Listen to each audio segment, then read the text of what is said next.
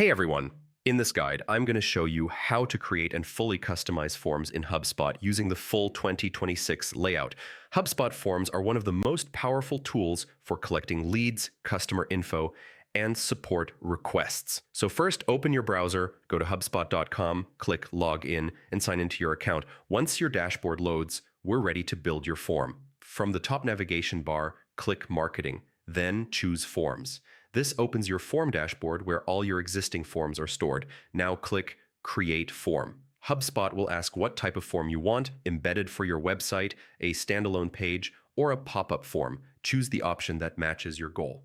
Next, select a ready-made template or choose a blank form if you want full control over the layout. Click. Start to open the form builder. On the left side, you'll see all available form fields like first name, last name, email, phone number, company name, and more. Simply drag and drop the fields you want into your form. Click any field to edit its label text, placeholder text, and whether it should be required. Once your fields are ready, switch to the Style and Preview tab. This is where you customize the design. You can change the font, text size, button style, background color, spacing, and overall layout to match your brand perfectly. You'll see a live preview as you make changes. Next, open the Options tab. This controls what happens after someone submits the form.